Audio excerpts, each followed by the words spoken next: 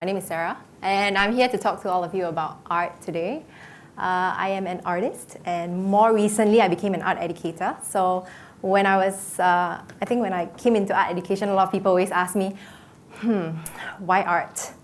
And I like to say, well, the earth without art is just air. And so that's what I always say to everyone. That's what I firmly believe in. When I thought about how I should introduce myself to all of you today, I was thinking hard about it, and I thought, well, I could talk about accolades because I'm insecure and I just want to sound cool. But I thought it might be better if I actually come from a more personal approach to share my journey with you and how I feel towards art. This is a picture of myself when I was younger. I was a very peculiar child. I love dressing myself. I have a particular color that I love, which is red, of course, and I like to match my clothes in a certain way. But really, my first encounter with art was through an illustration. I don't know if any of you here know Emily the Strange. She is a strange kid, and I was really drawn towards how shapes, forms, and just simple lines are being used to convey so much emotion. At that time, I feel it wasn't that amazing as an artwork. It wasn't groundbreaking or anything, but it related to me. And for a child at that time when I struggled speaking, I struggled communicating my feelings, this, I felt, allowed me an outlet. And so I continued to pursue art in school, and I soon came out to my parents. I came out to my parents and I said, Mom and Dad, I want to do art. And I want to take it not as a hobby, but as a career. I want to be an artist. Not a teacher, but an artist, not a designer. And my dad told me, I remembered, he said to me in Hokkien, Isu, ta bo lui, which is in Hokkien, if you know, cannot earn money one. You cannot earn money through art. And back then, my grandma also said, what do you want to do, you know? And my mom just said, well, it's okay, just let her do art, then maybe we'll marry her off to a rich man. And I felt really sad because I felt very indignant about it. I actually believed I could make it work, you know.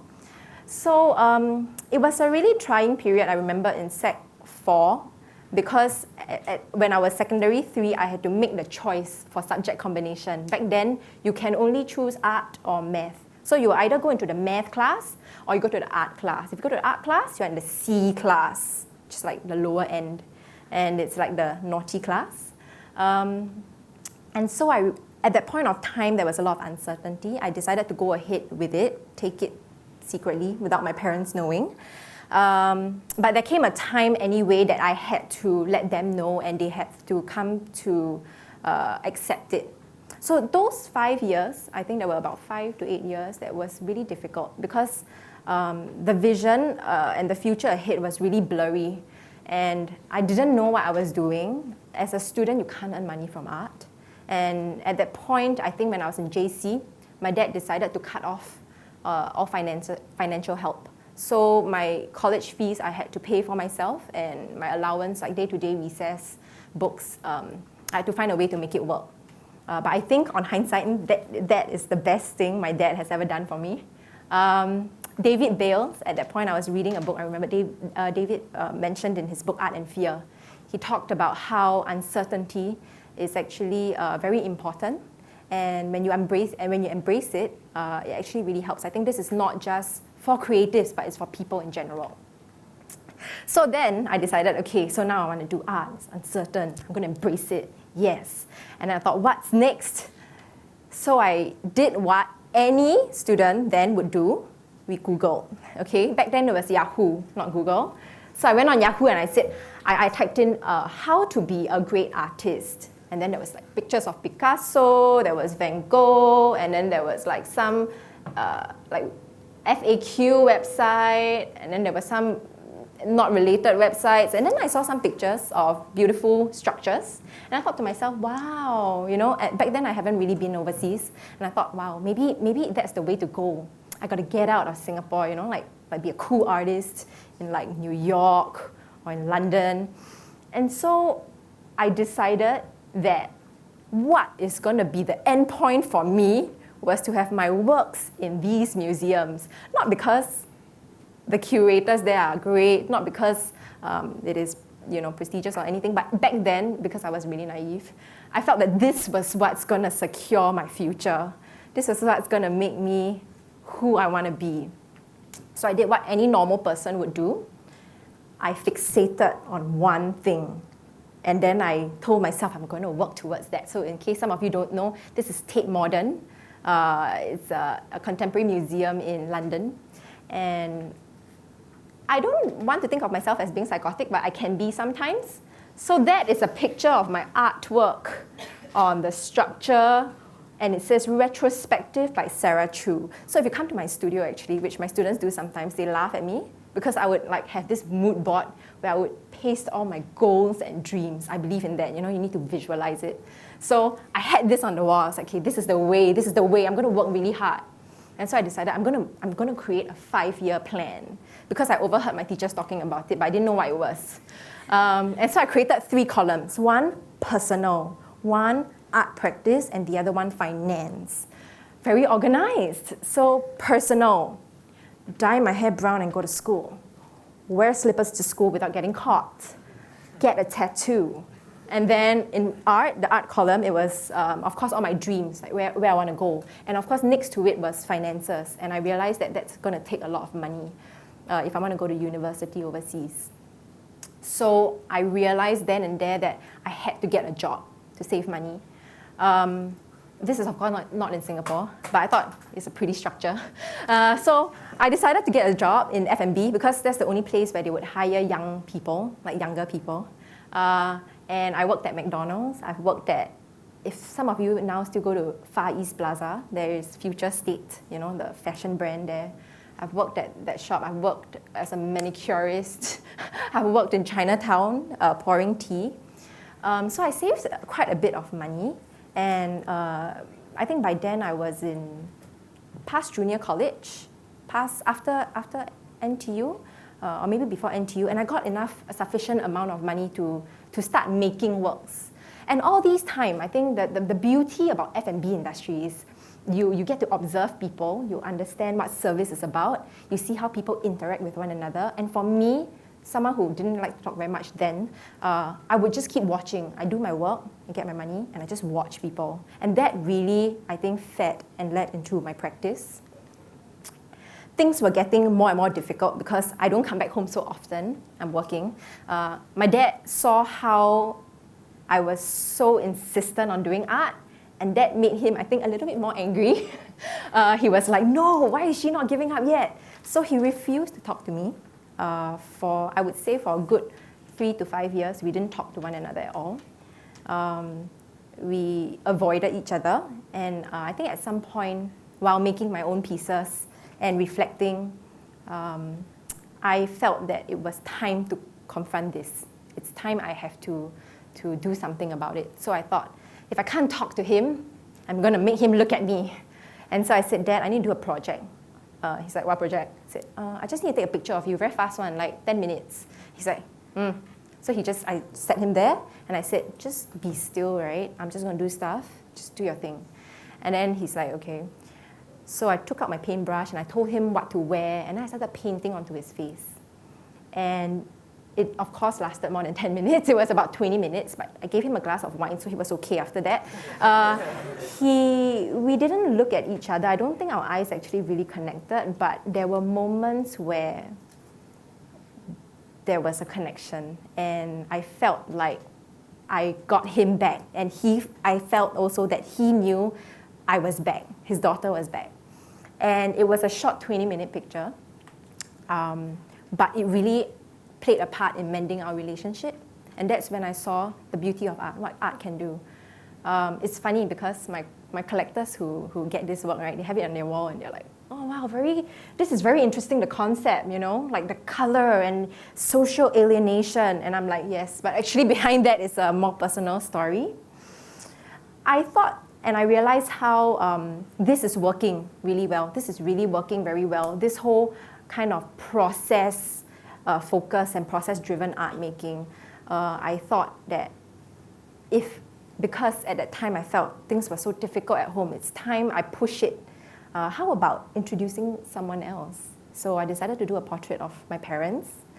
It's always been kind of awkward at home. We come from a very traditional family, so I always see the kind of tension, but I don't know how to tell them that, guys, don't worry, you don't have to pretend, it's okay. We all know it's a bit tough for you guys. So I decided that I will just have them be in my artwork. So again, I was given an assignment to photograph my parents in school, and I thought, okay, I am not going to photograph the pretty, a pretty lit picture, make her look so gorgeous and all that, like, okay, the hand on the shoulder, all no need. I'm just going to present it as it is. So I photographed my dad when he was at home and my mom when she's at home, because they're hardly ever around at the same time anyway.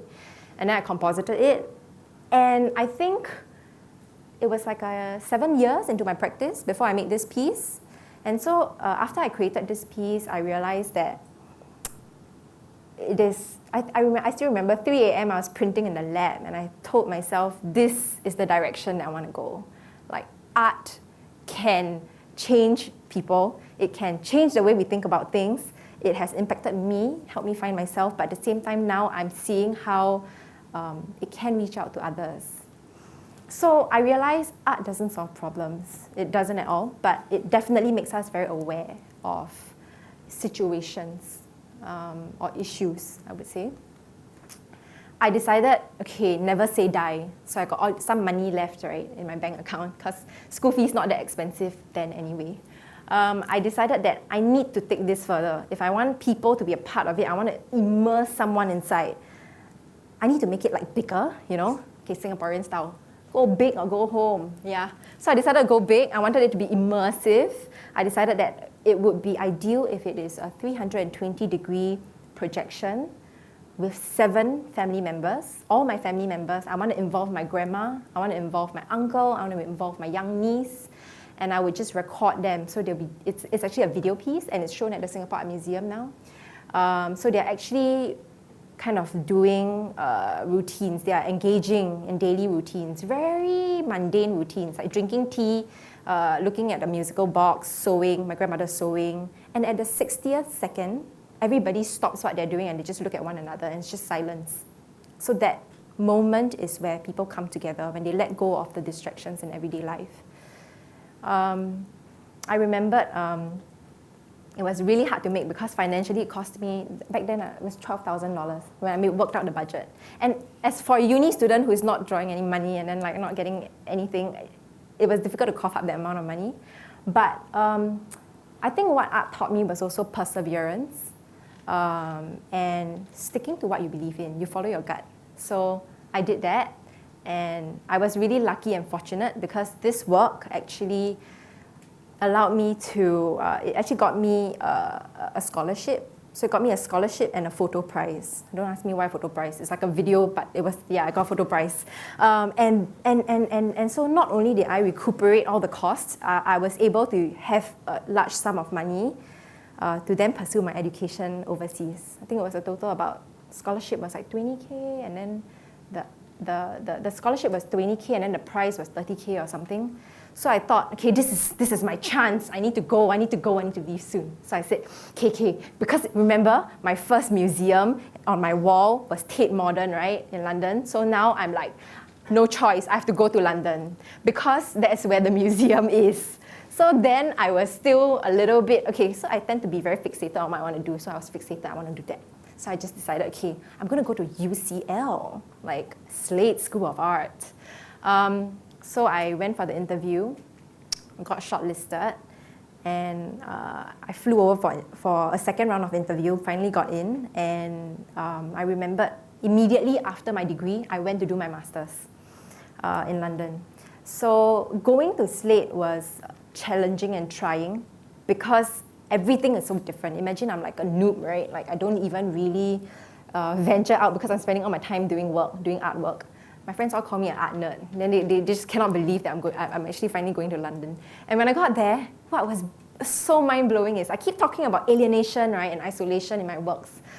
But there I'm seeing it. I don't have to stage it. I don't have to direct people. I don't have to say, hey, come, mom, look a bit sad. Look like you can't connect. I don't have to say that, But when I was there, I just opened and drew my blinds. I saw this apartment window opposite my place. I saw everybody just doing their own thing. And then when I'm on the streets, I saw, like beggars on the floor, people walking by. I was hypersensitive to my environment because I was in some place totally different. So I started making more works, okay? And it took off. I'm finally there. I got a London representation.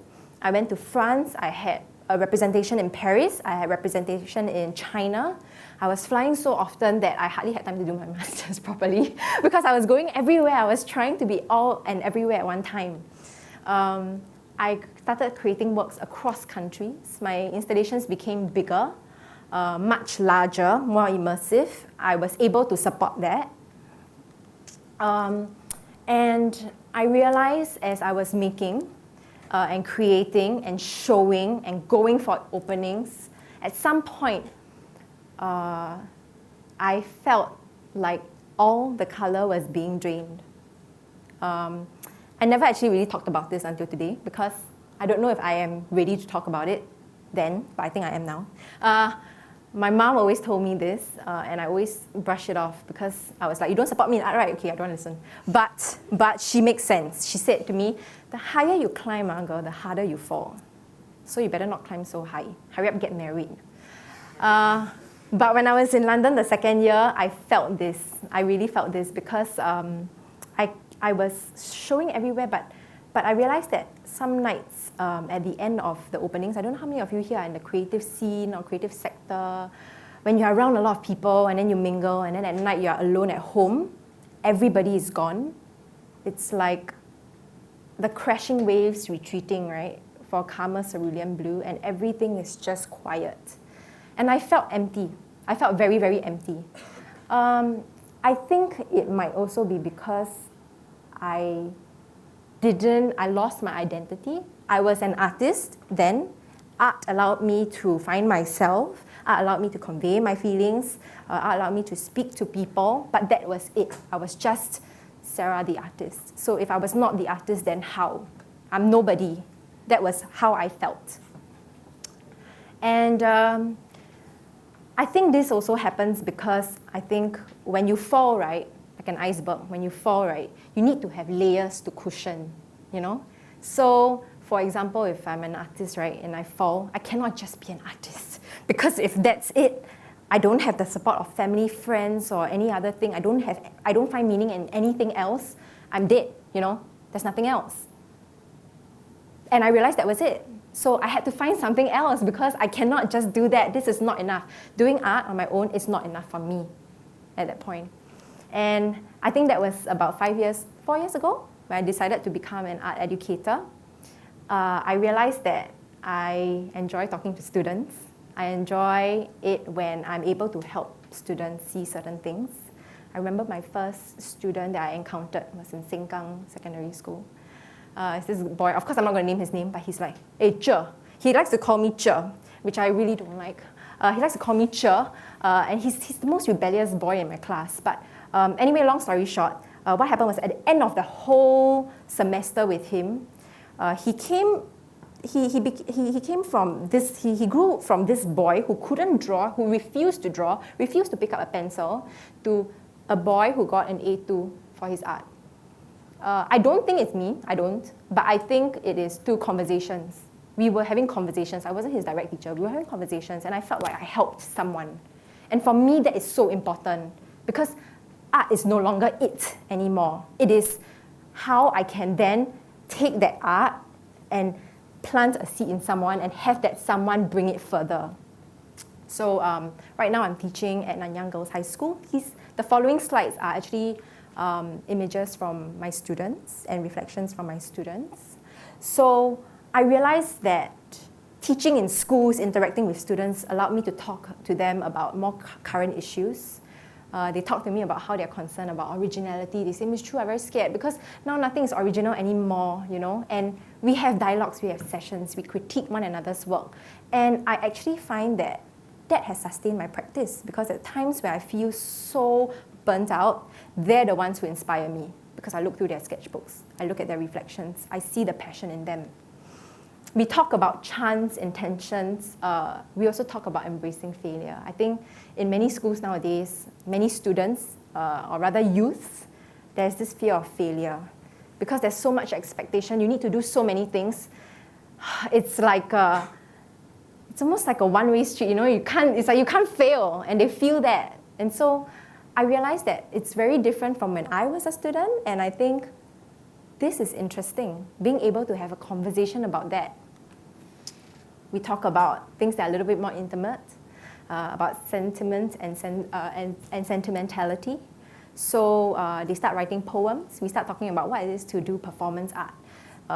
And one student even told me, Miss Choo, I can't draw, but I can write. Will you fail me? I said, no, of course not, write the poem. And then, yeah, so I didn't, but we were able to talk about things like that on a very real kind of level, personal level. A few of them also learned, and that means a lot to me also, when they discover that actually art practice is it's not so romantic, like you sit there by the window and then you paint and you smile and you gaze out into the sunlight with the ray of light, you know, catching your hair. It is not. It's a lot of hard work and rigor, you know.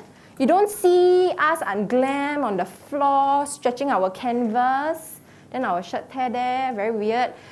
You know, we only see the romantic side. And so when I start to hear my students tell me, wow, actually art very difficult. Actually, then yeah, when we do fashion, the final art was so beautiful. But they were like, oh, wait till you see. We had to squeeze in the bathtub to get that pose. It's like, yeah, I know. And so I think on a final note, for me, and for me at least, I don't think I am at the end I don't think I found my answer yet. I don't think I know definitely like what I'm going to do forever. I don't think this is the last time I'm going to fall. I think I will fall and crash again. But I think that through art, we are able to build upon our identities, continuously establish connections and relationships with people. And of course, it kind of instills empathy in all of us. And I think that's why, for me, I truly believe in art, because I think art, ultimately, it leads to boundless abilities, and it allows us to defy many, many kinds of limitations. So I want to thank all of you for your kind attention. So thank you so much for listening to me.